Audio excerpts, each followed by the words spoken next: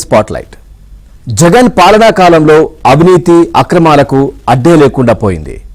ఆశ్రిత పక్షపాతం, అడ్డదారిలో సొంత ఆస్తులు పెంచుకోవడం లాంటి అనేక చర్యలకు అప్పట్లో తెరతీశారు. అందులో భారతీయ సిమెంట్ కేసు కూడా ఒకటని చెప్పక తప్పదు.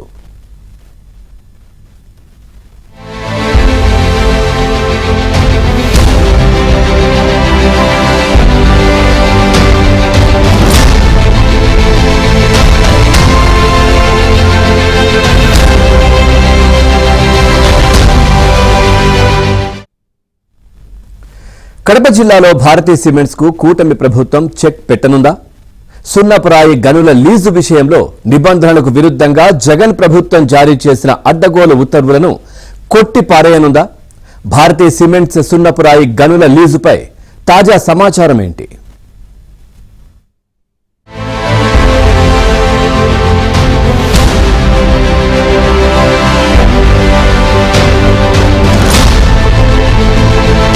కడప జిల్లా కమలాపురం పరిధిలో వైఎస్ కుటుంబానికి చెందిన భారతీ సిమెంట్ పరిశ్రమ ఉంది.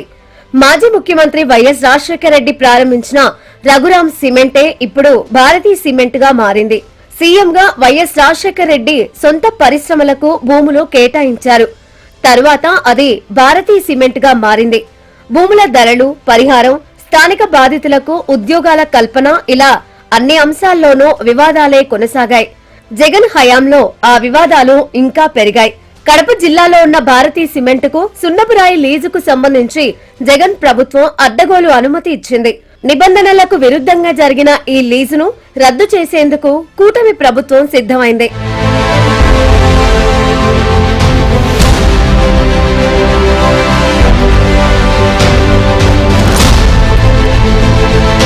భారతీ సిమెంట్ కు ఇప్పటికే ఏపీ ప్రభుత్వం 2 సార్లు నోటీసులు జారీ చేసింది.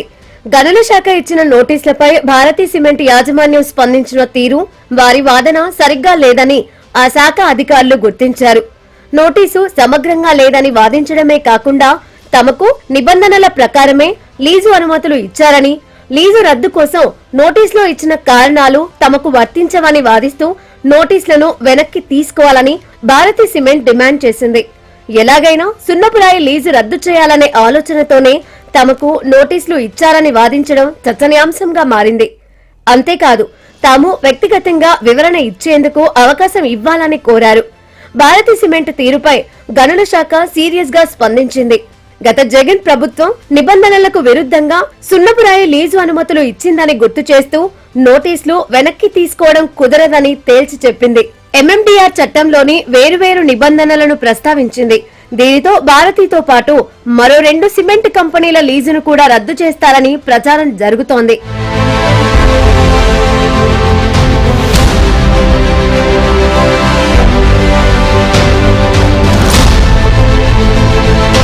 రెండు 2016 నుంచి భారతీ సిమెంట్ మైనింగ్ లీజుపై వివాదం నడుస్తోంది. సున్నపురాయి లీజు అనుమతులకు విరుద్ధమని, దాన్ని రద్దు చేయాలని నాటి చంద్రబాబు ప్రభుత్వం నిర్ణయించింది. జగన్ సర్కారు వచ్చిన తర్వాత లీజు సక్రమమే అని ధృవీకరించడంతో పాటు దాన్ని 50 ఏళ్లకు పొడిగించారు.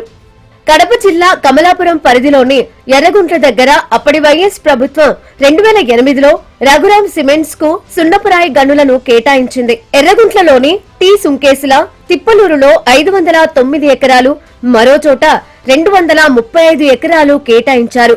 2 లీజులు కలిపి 744 ఎకరాల సున్నపురాయి గనులున్నాయి. ఈ మేరకు 2008 అక్టోబర్లో లెటర్ ఆఫ్ ఇంటెంట్ జారీ చేశారు. దీనికోసం మైనింగ్ చట్టాన్ని సవరించారు. 2015 మైనింగ్ రూల్స్ ప్రకారం 2015 జనవరి 12 నాటికి లెటర్ ఆఫ్ ఇంటెంట్ పొందిన లీజులకు 2 ఏళ్లలో అనుమతులు తెచ్చుకోవాలి. లేని పక్షంలో అవి రద్దవుతాయి. రఘురామ సిమెంట్స్ ను భారతీ సిమెంట్ గా మార్చినప్పటికీ ఆ అంశాన్ని ప్రభుత్వ దృష్టికి తీసుకెళ్లలేదు. అందుకే లీజును ఎందుకు రద్దు చేయకూడదో చెప్పాలని చంద్రబాబు ప్రభుత్వం 2016 డిసెంబర్ 30న షోకాజ్ నోటీస్ ను జారీ చేసింది. భారతీ సిమెంట్ విజ్ఞప్తిని తోసిపుచ్చుతూ 2017 జనవరి 4న ఉత్తర్వులిచ్చింది.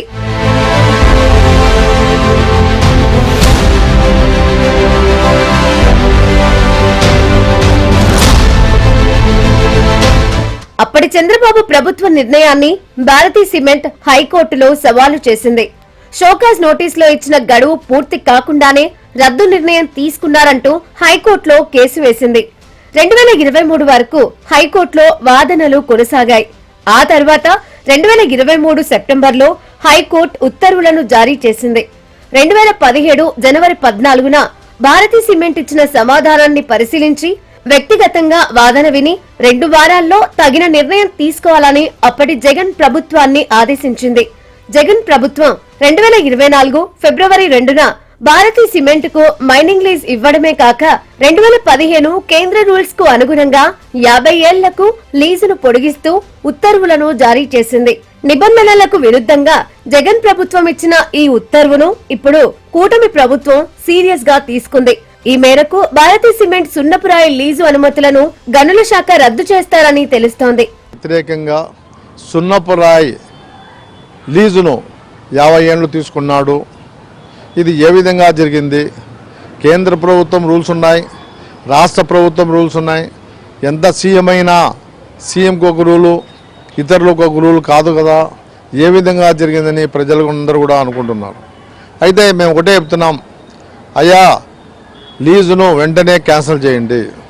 ఎందుకంటే గతంలో కూడా వాళ్ళ తండ్రి గారు కూడా ఆ దినం ఓబులాపురం మైనింగ్ను కూడా ఆ విధంగా చేసి రాష్ట్రాన్నే నాశనం చేశారు. ఆ దినం గాలి జనార్దన్ అనే వ్యక్తి ఎక్కడి నుంచో ఎక్కడికో పోయాడు. ఆయన పోయింది కాక ఆయన సిమెంట్ ఫ్యాక్టరీ పెడతాను జమ్మడుగులు అని చెప్పి కోట్లు లోన్ తీసుకొని ల్యాండ్స్ కూడా ఇచ్చారు. కాబట్టి ఇటువంటి అరాచకమైన పనులు చేశారు. కాబట్టి ఈ దినం కూడా మేము ఒకటే చెప్తున్నాం, జగన్మోహన్ రెడ్డి ఇచ్చినట్టు అన్నీ కూడా మళ్ళీ రివ్యూ చేయండి. రివ్యూ చేసి ఏ విధంగా ఇచ్చాడో, లీజుకు వ్యతిరేకంగా ఎట్లా ఇస్తాడో, ఇన్నేళ్ళు అని 30 ఏళ్ళు 25 ఏళ్ళు ఉంటే దాన్ని 50 ఏళ్ళు ఏ విధంగా సొంతానికి చేసుకోవచ్చా, దీని మీద క్షుణ్ణంగా పరిశీలించి వెంటనే దీన్ని రద్దు చేయాల్సిందిగా ప్రజలు కోరుకుంటున్నారు. భారతీ సిమెంట్ తో పాటు associate cement, Ramco cement mining lease ను కూడా రద్దు చేస్తారని తెలుస్తోంది.